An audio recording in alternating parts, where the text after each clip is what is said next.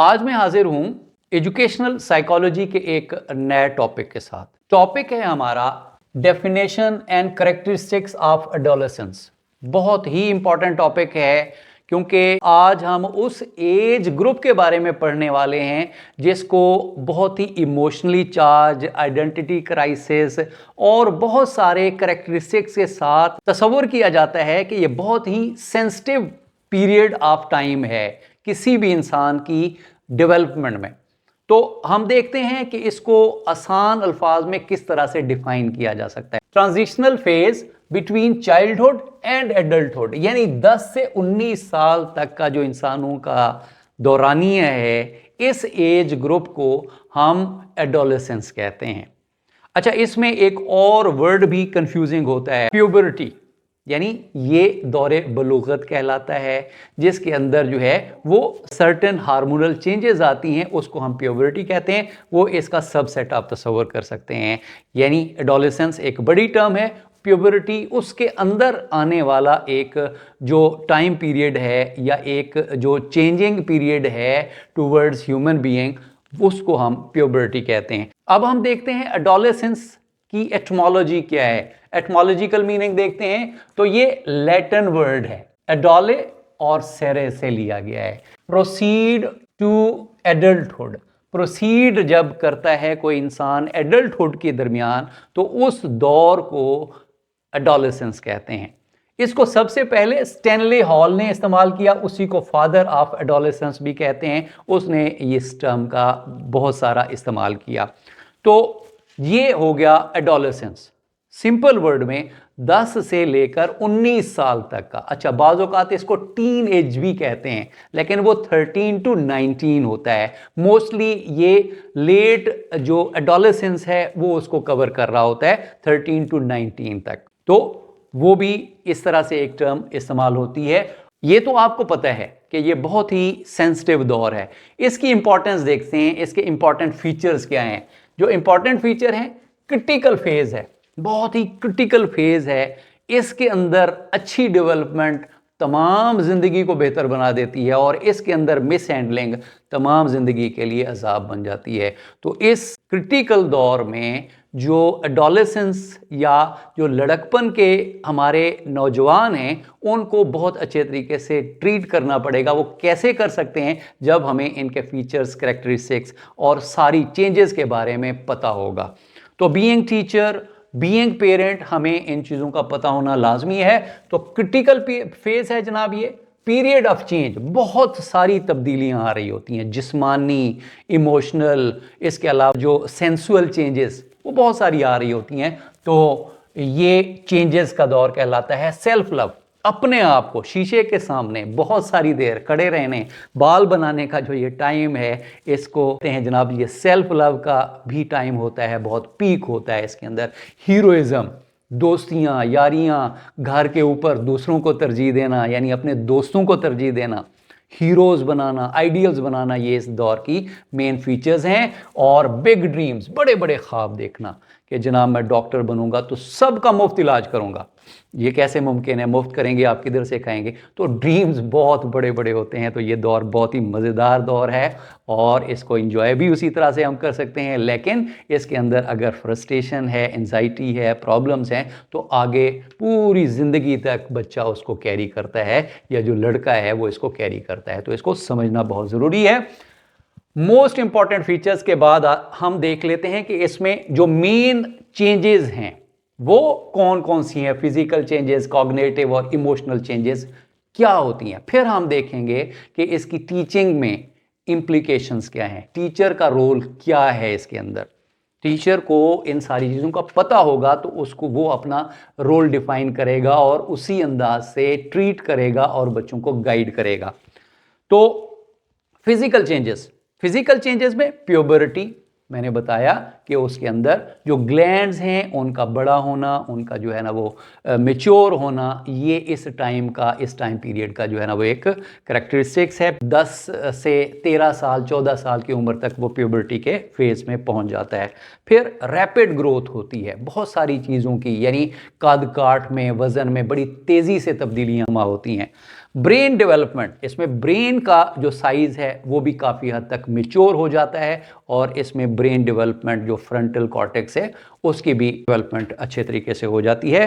Change in sleep time, पहले आप देखें 10 साल 11 साल का बच्चा था तब तो उसको जब सुला देते थे 9-10 बजे रात के टाइम में वो सो जाता था, लेकिन अब 11 बजेंगे 12 बजेंगे 1 बजेगा तो ये वो वाला टाइम है जब लड़कपन के अंदर सोचें, मुख्तलिफ इमोशंस वो हावी होते हैं। तो लेट नाइट और ख़ास तौर पर आजकल जो सोशल मीडिया है उसकी वजह से भी हमारा जो लड़कपन का दौर है हमारे बच्चों का वो लेट नाइट उनका जो टाइम पीरियड है सोने का वो कर देता है। तो इसमें ये एक कैरेक्टरिस्टिक्स है जो फिज़िकल चेंजेस के अंदर शामिल है। उसके बाद कॉग्निटिव यानी सोचने समझने की मेंटल जो चेंजेस हैं वो क्या क्या होती हैं। प्रॉब्लम सॉल्विंग, बहुत ही ज़बरदस्त टाइम होता है कि हम बच्चों को चैलेंजेस दें, प्रॉब्लम सॉल्विंग स्किल्स उनको दें।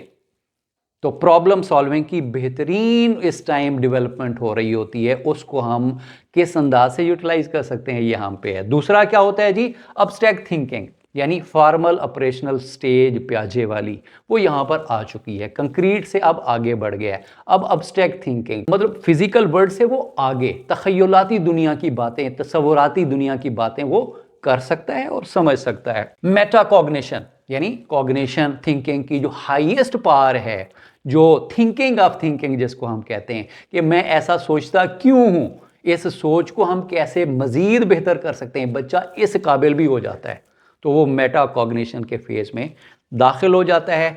बेटर रिटेंशन, काफ़ी अरसे तक कोई चीज़ मेमोरी में आई तो वो उसको याद भी रखता है और काफ़ी अरसे तक उसको कैरी रखने की सलाहियत होती है बच्चे, इसलिए रोट लर्निंग इस उम्र में बहुत ही बेहतरीन होती है। और उसके बाद यानी इमोशनल चेंजेस क्या हैं, ये बड़ा यानी अगर मैं कहूँ इन चेंजेस में ये वाला जो पार्ट है सबसे ज़्यादा इंपॉर्टेंट है तो ये गलत नहीं होगा। इमोशनल चेंजेस इनको समझना बहुत ही ज़रूरी है। इंटेंस इमोशंस जो है नाकाबिले कंट्रोल होते हैं यानी अनकंट्रोलेबल होते हैं, तो इमोशंस हमें उसकी रिस्पेक्ट करेंगे तब जाके काम ठीक होगा। फिर मूड स्विंग्स, अचानक से जो है ना वो कभी रोना तो कभी हंसना, कभी जो है ना वो लड़ाई और उसके बाद खेल, तो ये वाला टाइम होता है बचपन में या एडोलेसेंस के टाइम में। रिएक्शन बहुत ज़्यादा इस टाइम में रिएक्शन का टाइम होता है ये। लर्न टू मॉडरेट एंजाइटी, अच्छा एक तरफ जो चैलेंजेस हैं तो वहाँ पर उन चैलेंजेस के को फेस करते करते अब वो एंजाइटी का जो प्रॉब्लम है, एंजाइटी इसमें होती है लेकिन उसके साथ साथ उसको मैनेज करना भी बच्चा सीख रहा होता है, तो हमें उस तरफ उसको ट्रेन करना लाजमी है। उसके बाद ही बेटर सेल्फ अवेयरनेस, बच्चा इस टाइम अपने आप को पहचान रहा होता है, आइडेंटिटी क्राइसिस में होता है, तो अपने आप को जहाँ पर वो क्राइसिस में होता है फिर अपने आप को पहचानता है, मेरे इंटरेस्ट क्या हैं, मैं क्या कर सकता हूँ, मैं किधर पहुँच सकता हूँ। तो सेल्फ अवेयरनेस की एक जंग लड़ रहा होता है, उसमें हमें गाइड के तौर पर अगर हमें इस चीज़ की समझ होगी तो बेहतर तरीके से हम सपोर्ट कर सकेंगे। अब इसकी इम्प्लीकेशंस देखते हैं कि रोल ऑफ टीचर्स, अब टीचर्स का रोल क्या होना चाहिए। यहाँ पर अगर टीचर को सबसे पहले इन बातों का पता है, वो इसको रियलाइज करता है कि ये दौर ही ऐसा है, तब वो एक अच्छे टीचर के तौर पर, एक अच्छे गाइड के तौर पर साबित हो सकता है। अदरवाइज वो मार खा जाएगा, अदरवाइज वो ठीक तरीके से गाइड नहीं कर पाएगा। तो role of teacher is very pivotal here. Positive relationship, एक तो बच्चों के साथ रैपो डेवलपमेंट, कहते हैं कि बच्चे के दिल में घर कर लें, उसके बाद जो मर्जी उसके साथ, मतलब आपकी फ्रीक्वेंसी मिल गई, लर्निंग उसकी बेहतर होगी, आपकी रिस्पेक्ट करेगा, अंदर से रिस्पेक्ट करेगा, तो आपका जो रिलेशनशिप होना चाहिए that should be positive. Emotional support, बच्चा इमोशनली बड़ा चार्ज होता है इस टाइम जो है ना उसके मूड स्विंग्स बड़े अजीबो गरीब होते हैं, तो उसको टॉलरेट भी करना पड़ता है और उसके जो इमोशनल सपोर्ट उसको गाइड करना पड़ता है। ये टाइम ऐसा होता है कि टीचर समझदारी का मुजाहरा करेगा तो यहाँ पर ज़्यादा प्रॉब्लम्स क्रिएट नहीं होंगे, अदरवाइज उसके बरक्स चला जाएगा मामला। गिव लिबर्टी, सर्टन लिबर्टी बच्चे को मिलनी ज़रूरी है। अगर उसको आप बहुत ज़्यादा स्ट्रिक्ट डिसिप्लिन की तरफ चले जाएंगे तो इस टाइम के अंदर बच्चे जो है ना वो बागी होना शुरू हो जाते हैं, तो उसको लिबर्टी ताकि उसको फील हो कि जो मैं करता हूँ वो ठीक होता है। अगर कहीं कोई गलती कोताही होती है तो नो इशू, उसको वो रिस्पॉन्सिबल आदमी की तरह तस्लीम करे, उसकी रिस्पॉन्सिबिलिटी फील करे, तो उसको सर्टेन लिबर्टीज़ मिलना लाजमी है क्लासरूम के अंदर, बाहर, बतौर टीचर। जब भी उसको गाइड करे तो कहे कि जी ये आपकी लिबर्टीज़ हैं और इन लिबर्टीज़ के अंदर रहते हुए आप अपनी जो लर्निंग है, स्कूलिंग है, लाइफ है, उसको इंजॉय करें। फिर क्या करना चाहिए? Promote problem solving skills. बच्चे में प्रॉब्लम सॉल्विंग, टीचर को पता है कि ये वो एज है जब ये इसको चैलेंजेस, प्रॉब्लम्स, किलपैट्रिक वाला प्रॉब्लम सॉल्विंग या जॉन डेवी वाला प्रॉब्लम सॉल्विंग और किलपैट्रिक वाला प्रोजेक्ट्स वो उनसे करवाए जाएं। ये वो दौर होता है जिसमें हम बच्चे से मैक्सिमम आउटपुट ले सकते हैं in the sense of learning, productive बना सकते हैं हम बच्चे को। Respect diversity. अब मुख्तलिफ किस्म के बच्चे वहाँ पर बैठे हैं, मुख्तलिफ इमोशंस के, यानी प्यूबर्टी में, इसके अलावा भी, लेकिन प्यूबर्टी में मुख्तलिफ मिजाज और मुख्तलिफ इमोशंस के बच्चे, मुख्तलिफ फिज़ीक के बच्चे, तो उस डाइवर्सिटी को, इंडिविजुअल डिफरेंसेस को टीचर रिस्पेक्ट करना सीखे। उसके ऊपर एक बच्चा दुबला पतला है, बिल्कुल जो है ना वो जिसको हम कहते हैं कि कांगड़ूस है, उसको आप वो टीज़ कर रहे हैं। दूसरा एक बल्कि आ गया, मोटा आ गया, तो जनाब ये मोट। तो क्लास के अंदर अगर इस तरह से लेबलिंग शुरू कर देंगे तो वो बच्चे जो है वो आहिस्ता आहिस्ता टीचर की रिस्पेक्ट करना, उसकी बात सुनना छोड़ देंगे। तो रिस्पेक्ट करनी है, हर मिजाज, हर किस्म के बच्चों के साथ ट्रीट करना है अच्छे तरीके से कि रेपो हमारी अच्छी बने बतौर टीचर और बच्चा कॉन्फिडेंट फील हो कि जो है जैसा है बेहतरीन है। तो जब हम ये रियलाइज़ करवा देंगे बच्चों को तो हमारे बच्चों की लर्निंग भी बेहतरीन होगी, उनकी इमोशनल, उनकी कॉग्निटिव, उनकी फ़िज़िकल जो डेवलपमेंट है वो बेहतर होगी। तो ये थी आज की हमारी वीडियो। उम्मीद है आपको पसंद आई होगी। चैनल पर नए हैं तो इसको सब्सक्राइब कीजिएगा, वीडियो ज़्यादा से ज़्यादा शेयर कीजिएगा और अपने कीमती कमेंट्स देना ना भूलिएगा। Thank you very much.